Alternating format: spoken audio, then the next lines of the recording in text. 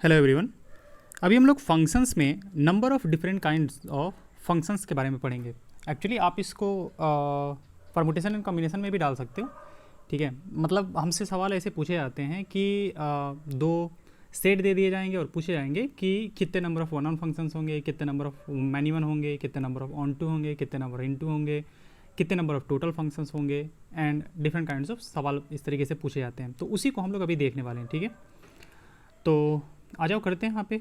जैसे मान लेते हैं कि हमारे पास दो सेट्स दे के रखे हैं, एक सेट एक्स है, एक सेट वाई है। ठीक है, अब एक सेट एक्स में हमारे पास टोटल n एलिमेंट्स हैं, इसमें n एलिमेंट्स हैं और इसमें हमारे पास r एलिमेंट्स हैं। ठीक है, इसमें r एलिमेंट्स हैं, इसमें n एलिमेंट्स हैं। और पूछा जा रहा है हमसे, मान लेते हैं कि सवाल हमसे पूछा गया कि x से y में टोटल नंबर ऑफ़ फंक्शंस कितने होंगे हमारे पास, कि इसमें टोटल नंबर ऑफ़ फंक्शंस कैसे होंगे। तो सबसे पहली चीज़ कि इसको समझने के लिए हम लोगों ने क्या किया, इसके इक्विवेलेंट कंडीशन निकाल लिया है। तो इसकी इक्विवेलेंट कंडीशन क्या निकाला है कि जो पहला वाला सेट एक्स है, इसमें जितने नंबर्स हैं हमारे पास, जितने एलिमेंट्स हैं, उन सारे एलिमेंट्स को हमने डिफरेंट ऑब्जेक्ट्स मान लिया, डिफरेंट बॉल्स मान लिया है यहाँ पे। ठीक है, यहाँ पे लिखा हुआ है n डिफरेंट बॉल्स। तो पहले वाले सेट में जितने हमारे एलिमेंट्स दे के रखे हैं उनको हमने n डिफरेंट बॉल्स मान लिया। n डिफरेंट बॉल्स, ध्यान रखेंगे डिफरेंट होंगे, आइडेंटिकल नहीं होंगे, क्योंकि ऐसे भी किसी सेट में जो जितने सारे एलिमेंट्स रहते हैं वो हमारे सारे के सारे अलग अलग लिखे रहते हैं। ठीक है, तो यहाँ पे जो बॉल्स हैं उसको हमने n डिफरेंट बॉल्स मान लिया। और दूसरे सेट में जो यानी कि हमारा कोडोमेन वाला पार्ट होता है, ये जो हमारा कोडोमेन वाला पार्ट होता है, उसके जितने सारे एलिमेंट्स हैं उसको हमने r डिफरेंट पर्सन्स, यानी कि r पर्सन्स कह सकते हैं। पर्सन्स तो डिफरेंट ही होंगे। ठीक है, तो r पर्सन्स मान सकते हो आप। तो पहला वाला n डिफरेंट बॉल्स और r डिफरेंट पर्सन्स। ठीक है, ऐसे हो गया हमारे पास, इनके इसके इक्विवेलेंट हमने मान लिया। अब हम लोग क्या करेंगे, डिफरेंट कंडीशंस के अंदर ये बॉल्स को ये पर्सन्स के बीच में हम लोग क्या करने वाले हैं, डिस्ट्रीब्यूट करने वाले हैं। तो देखो, इससे पहले ये चीज़ समझने से पहले आपको थोड़ा बहुत डिस्ट्रीब्यूशन का कॉन्सेप्ट आना चाहिए। ठीक है, तो डिस्ट्रीब्यूशन का कॉन्सेप्ट मैंने पहले बता दिया है, तो उसका लिंक जो है वो हम डिस्क्रिप्शन में डाल देंगे। ठीक है, और एक चीज़ और, एक और कॉन्सेप्ट आना चाहिए, और वो होता है principle of inclusion and exclusion. अगर ये दोनों चीज़ें आती हैं तभी आपको ये चीज़ समझ में आएगा, क्योंकि थोड़ा सा लेंदी होता है ये चीज़, थोड़ा सा टफ होता है बाकी के मामले में। ठीक है, तो आपको दो चीज़ें आनी चाहिए, एक तो हमने क्या बोला, डिस्ट्रीब्यूशन आना चाहिए, और दूसरा इंक्लूजन एंड एक्सक्लूजन आना चाहिए। ये दोनों चीज़ें मैंने पहले बता दी हैं, हम दोनों का लिंक जो है वो डिस्क्रिप्शन में डाल देंगे। ठीक है, अब चलिए आते हैं, इसको सॉल्व करते हैं। ठीक है, मतलब डिफरेंट जो फॉर्मूलाज हैं उनको देखते हैं। तो पहला हमारे पास फॉर्मूला है कि x से y में जो टोटल नंबर ऑफ़ फंक्शंस होंगे, वो कितने होंगे। तो टोटल नंबर ऑफ़ फंक्शंस, जितने फंक्शंस हो सकते हैं, इनटू हो, ऑन टू हो, वन वन हो, मैनी वन हो, जितने सारे फंक्शंस हैं वो सारे के सारे, तो वो कैसे हम लोग निकाल सकते हैं। देखो, अब है क्या कि इस साइड में अगर फंक्शन है तो कोई भी बॉल जो है वो खाली नहीं होना चाहिए। मतलब कि कोई बॉल ऐसा नहीं होना चाहिए जो किसी के हाथ में हम लोगों ने डिस्ट्रीब्यूट ना किया हो। सब के सब बॉल को हमें क्या करना है, किसी ना किसी को तो देना ही है। ठीक है, सारे के सारे बॉल्स को किसी ना किसी को देना ही है, क्योंकि अगर इसमें से कोई भी एक बॉल अगर रह गया जो कि किसी को नहीं दिया गया है, तो ये फंक्शन ही नहीं रह जाएगा, हमारे पास फंक्शन ही नहीं रह जाएगा। तो सबसे पहली चीज़ कि इसमें जितने सारे हैं वो सारे के सारे बंटने चाहिए। हाँ, यहाँ पे ऐसे कुछ लोग हो सकते हैं जिनको कि 2 बॉल मिल जाए, या फिर किसी को कोई बॉल ना मिले, किसी को 3 बॉल मिल जाए, एंड सो ऑन, इस तरीके से चलेगा, इधर चलेगा। लेकिन इधर कोई भी खाली नहीं रहना चाहिए। फंक्शन का डेफिनेशन ही होता है हमारा कि इस साइड में कोई भी एलिमेंट, यानी कि डोमेन में, ये हमारा डोमेन है और ये कोडोमेन होता है, इसको लिख देते हैं। ये वाला हमारा डोमेन वाला पार्ट होता है और ये होता है हमारा कोडोमेन। ठीक है, तो डोमेन में फंक्शन अगर डिफाइंड होना है तो डोमेन में कोई भी एलिमेंट खाली नहीं रहना चाहिए, सबका कहा जाता है जिसका कि इमेज होना चाहिए। तो वैसे ही ये n डिफरेंट बॉल्स जो हैं वो सारे के सारे डिस्ट्रीब्यूट करने हैं हमें, कोई भी ऐसा बॉल नहीं होना चाहिए जो कि रह जाए ऐसे ही। तो पहला है हमारे पास टोटल नंबर ऑफ फंक्शंस, तो उसके इक्विवेलेंट हम लोग ये बॉल्स और पर्सन्स के बीच में कैसे उससे इक्विवेलेंट करेंगे, मतलब उसको इस टर्म्स में कैसे देखेंगे वो देखते हैं। तो टोटल नंबर ऑफ फंक्शंस क्या हो जाएगा, is equivalent to distributing n different balls when any one can get any number of balls. देखो, अब है क्या हमारे पास कि ये जितने सारे बॉल्स हैं उन सबको हमें क्या करना है, डिस्ट्रीब्यूट कर देना है। और दूसरी चीज़ कि यहाँ पे कोई भी कंडीशन है ही नहीं, no restriction, no restriction at all, किसी को कितना भी बॉल मिल सकता है हमारे पास, नो रिस्ट्रिक्शन। बस हमारा कंडीशन क्या है, कंडीशन ये है कि इसमें जितने सारे बॉल्स हैं सब के सब डिस्ट्रीब्यूट हो जाने चाहिए। तो अब देखो ऐसे आया कितना हमारे पास, ये फॉर्मूला आता है इसके लिए r⁴n। r ध्यान देंगे r पर्सन्स का है और यहाँ पे n जो है वो बॉल्स के बारे में है। तो ये r⁴n कैसे आया उसको देखते हैं। देखो जैसे मान लेते हैं कि हम ये पहला वाला बॉल उठाते हैं, पहला वाला बॉल उठाया तो हमारे पास सामने कितने पर्सन्स हैं, टोटल r पर्सन है, टोटल r पर्सन है। तो इस बॉल को हम इसको भी दे सकते हैं, पर्सन 1 को भी दे सकते हैं, पर्सन 2 को भी दे सकते हैं, पर्सन 3 को भी, पर्सन r को भी, किसी को भी दे सकते हैं। डेफिनेटली एक बार में एक ही को देंगे ऐसा नहीं है, क्योंकि फिर ये डिफाइन नहीं होगा। तो पर्सन 1 को भी दे सकते हैं, हम चाहे तो पर्सन 2 को भी दे सकते हैं, हम पर्सन चाहे तो r को भी दे सकते हैं। तो पहले वाले बॉल के पास, पहला वाला बॉल उठाया, सामने r पर्सन है, तो उनमें से किसी को भी दे सकते हैं। तो पहले वाले बॉल के पास कितना ऑप्शन हुआ, ठीक है, बॉल 1 हैज़ कितने ऑप्शंस, r ऑप्शंस, ठीक है, कि उसमें से किसी पर्सन को, r में से किसी भी पर्सन को ये चीज़ जो है वो दिया जा सकता है, ठीक है। तो पहले वाले के पास r ऑप्शन हुआ।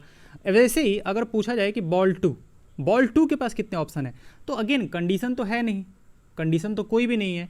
तो दूसरे वाले बॉल के पास भी कितने ऑप्शन है हमारे पास, r ऑप्शन है, यानी कि किसी में ये बॉल भी r ऑप्शन में से किसी को भी दिया जा सकता है। तो सेम बॉल 3 के पास भी r options and so on. तो बॉल हमारा जो लास्ट बॉल कौन सा है, बॉल n बॉल को n बोल रहे हैं। तो बॉल n जो है हमारे पास, उसके पास भी कितने ऑप्शंस होंगे, हमारे पास r ऑप्शंस होंगे। तो टोटल कितने ऑप्शंस होंगे, तो total number of ways of distribution and this will be equal to what, पहले वाले के पास r ऑप्शन, दूसरे वाले के पास r ऑप्शन, थर्ड वाले के पास r ऑप्शन, फोर्थ वाले के पास r, फिफ्थ वाले के पास r and so on, nth वाले के पास भी कितना ऑप्शन है, r ऑप्शन है।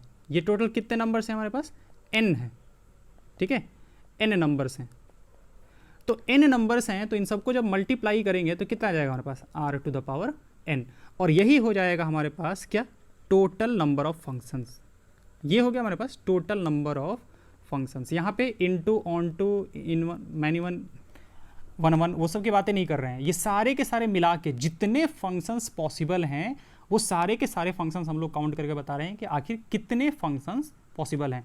तो टोटल नंबर ऑफ फंक्शंस जो पॉसिबल हैं वो कितने हो जाएंगे हमारे पास, r⁴n। ये पहला हो गया हमारे पास, ठीक है, पहला हो गया कि टोटल नंबर ऑफ फंक्शंस कितने होंगे बिना किसी रेस्ट्रिक्शन के। तो उसको इक्विवेलेंट देखो किसके किया, कि this is equivalent to distributing n different balls when anyone can get any number of balls. इससे थोड़ा सा समझना इजी हो जाएगा, इसकी वजह से हमने इसको इसके इक्विवेलेंट करके समझा है। तो पहला आ गया हमारे पास कि r⁴n नंबर ऑफ फंक्शंस होंगे। ध्यान रखेंगे ये r जो होता है, ये r जो है हमारे पास ऐसे लिख सकते हैं, नंबर ऑफ एलिमेंट्स इन, रुक जाओ इसको हम इधर लिख देते हैं थोड़ा, दिस इज इक्वल टू कितना है हमारे पास, number of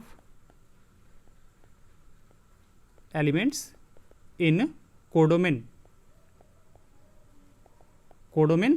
to the whole power क्या होगा हमारे पास, number of elements in domain.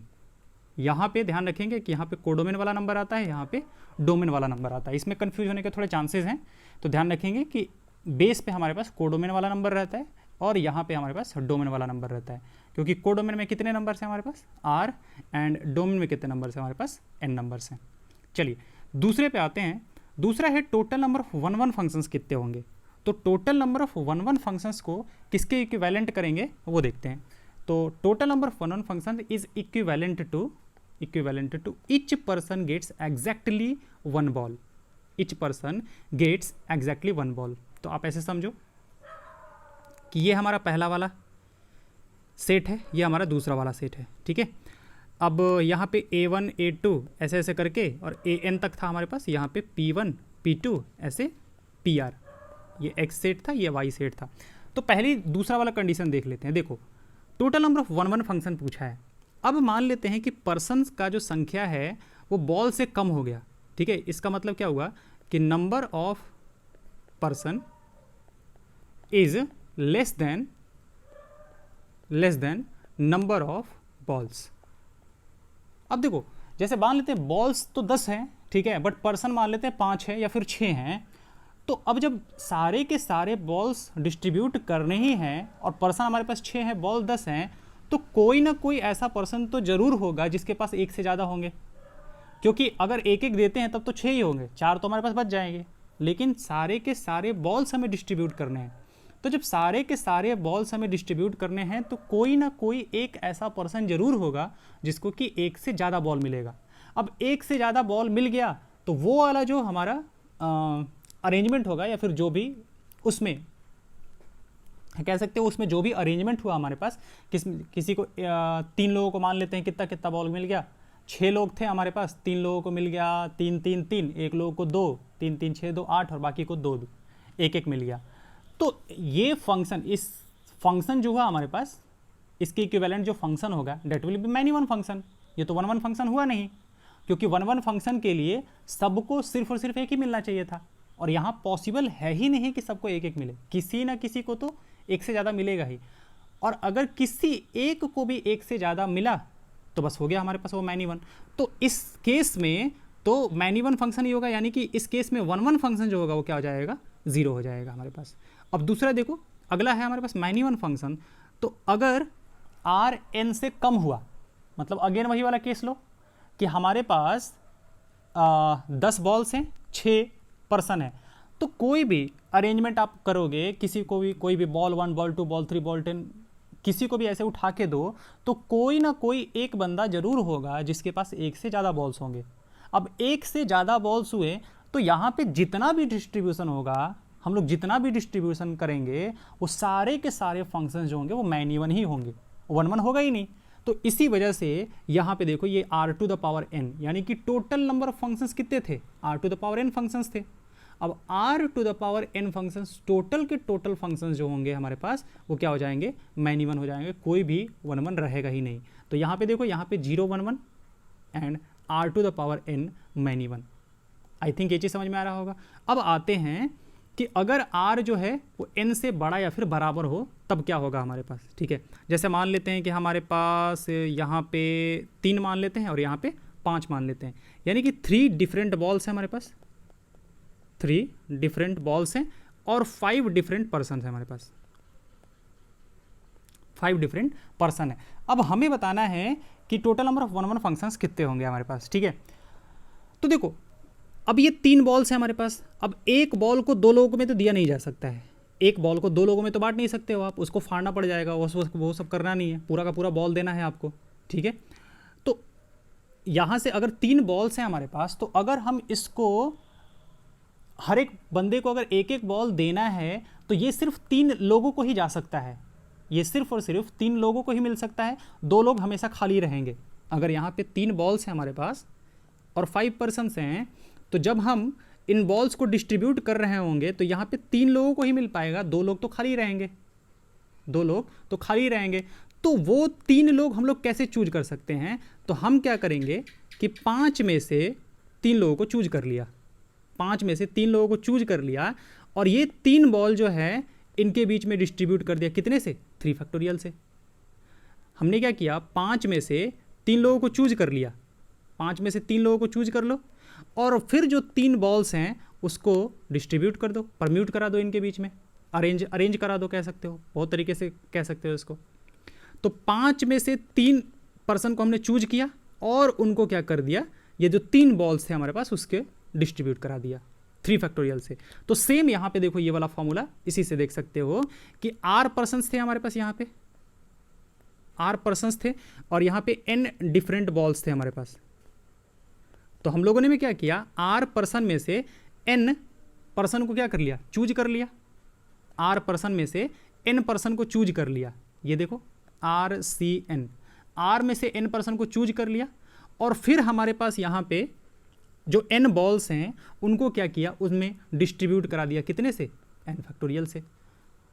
ठीक है, आप इसको इस छोटे से एग्जाम्पल से समझोगे तो ज़्यादा अच्छे से क्लियर हो जाएगा कि R में से n पर्सन्स को चूज किया और फिर उन n पर्सन्स में जो हमारे पास n बॉल्स हैं उनको डिस्ट्रीब्यूट करा दिया, तो सबको क्या मिलेगा, सबको एक एक ही मिलेगा वैसे इस केस में। तो अब की बार जो भी फंक्शंस मिलेंगे वो क्या हो जाएंगे, 1 1 फंक्शंस हो जाएंगे।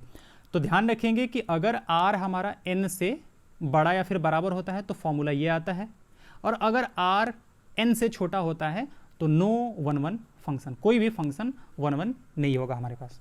ओके, ये हो गया सेकंड। अब थर्ड इजी हो गया हमारे पास, मैनी वन फंक्शन हमें पता करना है। तो पूरे फंक्शंस में अगर 1 1 फंक्शंस को हटा दें तो क्या बचेगा, मैनी वन। अगर मैनी वन और 1 1 के हिसाब से देखा जाए तो कोई भी फंक्शन क्या होगा, या तो वो 1 1 होगा या फिर मैनी वन होगा, और दोनों को मिला दिया जाए यानी कि 1 1 और मैनी वन को मिला दिया जाए तो टोटल नंबर ऑफ फंक्शंस आ जाएंगे। तो हमारे पास ये हो गया 1 1 फंक्शन, ठीक है। और हमें पता है कि total number of functions r to the power n होता है, तो r to the power n में से अगर R C N into N factorial को माइनस कर दें तो क्या बनेगा, मैनी वन फंक्शन। इसमें से इसको घटा दिया जाए तो क्या बन जाएगा, मैनी वन फंक्शन। तो ये चीज़ है हमारे पास, और अभी ये चीज़ आपको बताया ही हमने, ठीक है। तो टोटल नंबर ऑफ फंक्शंस लिख सकते हो ना, total number of functions is equal to number of 1 1 function और plus number of many one function, many one function. तो टोटल नंबर ऑफ फंक्शंस जो था हमारे पास वो तो r to the power n था, ये आया था हमारे पास कितना, r C N into N factorial और plus number of many one function. तो यहाँ से हमारे पास number of many one function जो आ जाएगा R to the power n minus R C N into N factorial, वही चीज़ यहाँ पे लिखा हुआ है हमारे पास। ओके, चलिए अगला आते हैं हम लोग total number of into functions, कि total number of into functions देखो कितने होंगे, ठीक है।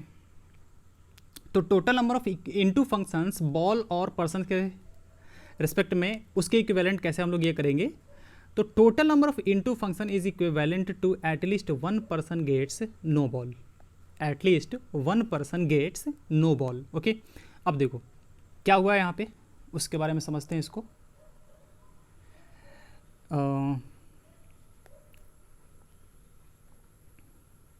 ये हो गया हमारे पास A1 A2 and so on AN, ये हमारे पास n डिफरेंट बॉल्स हो गए,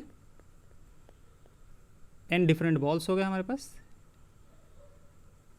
एंड ये हो गया सेकंड वाला सेट जिसमें एलिमेंट्स है P1 P2 P3 up to PR, जिसको हम लोगों ने r डिफरेंट पर्सन मान के चला है। अब देखो हमारे पास इनटू फंक्शन क्या होता है, इनटू फंक्शन जो होता है वो होता है रेंज, जब कोडोमेन के बराबर नहीं होता है तब हम लोग कहते हैं range is not equal to codomain. और वो कब होता है, जब यहाँ पे कोई एक ऐसा एलिमेंट हो जिसका कि कोई भी प्री इमेज ना हो, जो कोई एक ऐसा एलिमेंट हो जिसका कि कोई भी प्री इमेज ना हो, तो ऐसे फंक्शन को हम लोग कहते हैं क्या, इनटू फंक्शन। इसका मतलब वही चीज़ हम लोगों ने यहाँ कहा है कि is equivalent to at least 1 person gets no ball. देखो अगर एक पर्सन इसको बॉल नहीं मिला तो भी इंटू हो जाएगा, इसको बॉल नहीं मिला तो भी इंटू हो जाएगा, इसको बॉल नहीं मिला तो भी इंटू हो जाएगा, इसको बॉल नहीं मिला तो भी इंटू हो जाएगा, इसको और इसको बॉल नहीं मिला तो भी इंटू हो जाएगा, इसको और इसको बॉल नहीं मिला तो भी इंटू हो जाएगा, इन चारों में से किसी को भी बॉल नहीं मिला तो भी इंटू हो जाएगा। तो वही चीज़ कह रहा है कि at least 1 person gets no ball, ठीक है। अब मान लेते हैं कि हम ऐसे करते हैं, देखो एक चीज़ डिनोट करते हैं, P1 dash this is equal to P1 gets no ball, P1 gets no ball. तो ऐसे ही करके PR डैश का मतलब ये हुआ कि PR गेट्स नो बॉल, इसको भी कोई बॉल नहीं मिला। तो एक्चुअली में हमें देखो क्या चाहिए, हमें चाहिए equivalent to at least 1 person gets no ball. तो अगर आप सेट पढ़े हो तो देखो जैसे हम लोग कहते हैं ना कि N of A union B का मतलब क्या हुआ, इसका मतलब होता है एटलीस्ट 1 ऑफ A और B, A और B में से कोई एक, A यूनियन B। तो अगर यहाँ पे हमें निकालना है तो इसका मतलब ये हुआ ना कि P1 dash union P2 dash union P3 dash and union PR dash. इसका मतलब यही हुआ कि एटलीस्ट 1 इसमें से एक कम से कम होना चाहिए। P1 डैश होना चाहिए, फिर P2 डैश होना चाहिए, फिर P3 डैश होना चाहिए, यानी कि कोई एक ऐसा होना चाहिए जिसको कि कोई बॉल ना मिले, एटलीस्ट। तो उसका मतलब ये होता है हमारे पास n ऑफ दिस वन। तो अगर आपको इसका फॉर्मूला देखो पता है तो ये कैसा लिखते हैं हम लोग, ये लिखते हैं n of a plus n of b minus n of a intersection b। यही चीज़ को लेके हमने बोला था कि principle of inclusion and exclusion आपको आना चाहिए, principle of inclusion and exclusion आपको आना चाहिए, ठीक है। अगर वो आता है तो फिर ठीक है। तो देखो इसका जो फॉर्मूला होता है वो ऐसा होता है, sigma n of p1 dash minus sigma n of p1 dash intersection p2 dash and plus and so on, इस तरीके से चलते जाता है हमारे पास, ठीक है। अब इसका मतलब ये हुआ कि n of p1 dash plus n of p2 dash plus n of p3 dash and so on. अब यहाँ से निकालते हैं देखो कि अगर p1 डैश है कि P1 गेट्स नो बॉल, तो इसमें नंबर कितने होंगे, इसके कॉरस्पॉन्डिंग अरेंजमेंट कितना होगा हमारे पास। देखो P1 गेट्स नो बॉल, इसको कोई भी बॉल नहीं देना है हमें, इसको कोई भी बॉल नहीं देना है। तो इसको एक काम करते हैं, इसको गायब ही कर देते हैं, इसको गायब कर देते हैं, ठीक है। हमें निकालना है n ऑफ P1 डैश, हमें निकालना है n ऑफ P1 डैश, मतलब P1 को कोई भी बॉल नहीं देना है, इसको हटाते हैं। अब देखो आप अगर इसको हटा दिया आपने तो आपके पास पर्सन कितने बचे, एक टोटल r पर्सन थे, r पर्सन में से एक पर्सन को हटा दिया तो बचे कितने, r माइनस 1 पर्सन। हमारे पास कितने बचे, r माइनस 1 पर्सन। अब अगर पहला वाला बॉल उठाया तो उसको देने के कितने ऑप्शन हैं हमारे पास, अब सिर्फ r माइनस 1 ऑप्शन हैं। पहले r ऑप्शन थे, अब कितने ऑप्शन है, r माइनस 1 ऑप्शन। दूसरा वाला बॉल उठाया उसको भी देने के r माइनस 1 ऑप्शन, तीसरा वाला बॉल उठाया उसको भी देने के r minus 1 option, nth ball उठाया उसको भी देने के r माइनस 1 ऑप्शन ही हैं। तो इसका मतलब ये है कि अब की बार हमारे पास टोटल जो n ऑफ P1 डैश, यानी कि जब इसको बॉल नहीं दे रहे हैं तो टोटल बॉल को डिस्ट्रीब्यूट करने का जो तरीका होगा that will be r minus 1 to the power कितना n।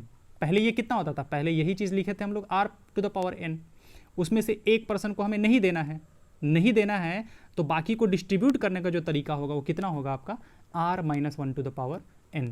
And this is what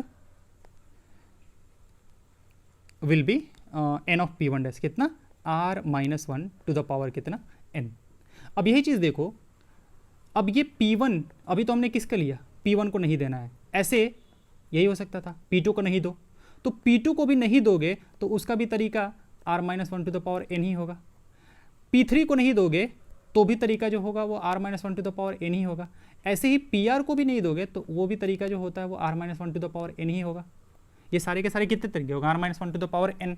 या फिर हाँ, अब सिग्मा जब करोगे ना, ये वाला पार्ट, ये वाला जब पार्ट निकालोगे तो मतलब ये हुआ कि इन सबको ऐड करना है, किसको, n of P1 dash plus n of P2 dash और प्लस करके n ऑफ PR डैश, ये सारे के सारे आपको निकालने हैं। तो ये कितना हो जाएगा, ये हो जाएगा आपके पास टोटल कितने हो जाएंगे r, तो r times r minus 1 to the power n। अब इसी को देखो लिखने का एक और तरीका होगा कि एक्चुअली आपको क्या करना है, एक एक करके चूज करना है ना। इन r पर्सन्स में से एक को आपको नहीं देना है, तो एक वो कौन हो सकता है, तो आप r में से एक को चूज कर लो, r में से एक को चूज कर लो। अब जैसे r में से एक को चूज करना, RC1 लिखे ना, उसमें ये भी आ गया, ये भी आ गया, ये भी आ गया, ये भी आ गया, सारे के सारे आ गए। तो RC1 से हम इस चीज़ को एक ही बार में लिख सकते हैं। तो ये कितना हो जाएगा आपके पास, ये हो जाएगा RC1 r minus 1 to the power कितना n। ये हुआ जब हम लोग एक को नहीं दे रहे थे। अब वैसे ही करके इसका मतलब ये हुआ कि हम लोग दो को नहीं दे रहे हैं। तो जब 2 को नहीं दोगे, आप यहाँ से देखो, जब 2 को नहीं दोगे, ये 2 को नहीं दिया आपने, तो बाकी बॉल्स को अब बांटने का तरीका, इसके लिए कितने ऑप्शन बचे, r माइनस 2, इसके लिए भी r माइनस 2, इसके लिए भी r माइनस 2, इसके लिए भी r माइनस 2। तो अब की बार कितना होगा, r minus 2 to the power n। और अब ये जो 2 आपने इनको चूज किया था, ऐसे तो 2 आप इनको भी चूज कर सकते थे, ऐसे ही 2 आप इनको भी चूज कर सकते थे। तो इनको जो चूज करने का तरीका होगा that will be what, that will be RC2। r में से ये 2 को चूज किया और बाकी को डिस्ट्रीब्यूट इस तरीके से कर दिया, r minus 2 to the power n। तो दूसरा वाला जो है हमारे पास, दूसरा वाला इस फॉर्मूले में जो पार्ट आ रहा है हमारे पास, यानी कौन सा, sigma N of P1 dash intersection P2 dash, ये कितना हो जाएगा, ये हो जाएगा RC2 R-2 to the power n and so on, further वाला ऐसे ही चलते जाएगा, RC3 अगला वाला जो भी होगा, sigma N of P1 dash intersection P2 dash intersection P3 dash, ये हो जाएगा आपके पास, R में से 3 को चूज करो, RC3 और R-3 टू द पावर कितना n। और आपका यहाँ पे जो फॉर्मूला होता है ये प्लस माइनस ऐसे चलते जाता है, तो वही चीज़ देखो यहाँ पे फॉर्मूले में लिखा हुआ है, देखो क्या, RC1 R-1 to the power n minus RC2 R-2 to the power n plus फिर माइनस प्लस फिर माइनस प्लस फिर माइनस एंड सो ऑन। ठीक है, इस तरीके से चलते जाएगा हमारे पास। अच्छा, फिर अगला है हमारे पास, अगर R बड़ा हो, अगर R बड़ा हो यानी कि नंबर ऑफ पर्सन्स जो हैं वो ज़्यादा हो नंबर ऑफ बॉल से, नंबर ऑफ पर्सन्स ज़्यादा हो नंबर ऑफ बॉल से, जैसे मान लेते हैं कि यहाँ पे हमारे पास अगेन 3 पर्सन्स हैं, यहाँ पे 5 पर्सन्स हैं हमारे पास, तो नंबर ऑफ पूछा क्या गया है हमसे इनटू, यहाँ पे नंबर ऑफ मतलब बॉल्स 3 बॉल्स हैं और 5 पर्सन्स हैं। अब आप बांटना शुरू करो, ये 3 बॉल्स अगर दोगे तो मैक्सिमम आप कितने लोगों को दे सकते हो, 3 पर्सन को दे सकते हो। अगर 3 बॉल्स हैं आपके पास तो मैक्सिमम आप कितने पर्सन को दे सकते हो, 3 पर्सन को दे सकते हो। 2 पर्सन तो फिर भी खाली रह जाएंगे और ये हमेशा ही रहेंगे, आप चाहे किसी भी तरीके से डिस्ट्रीब्यूट करो, ये 3 बॉल्स आप सिर्फ 3 ही लोगों को दे सकते हो।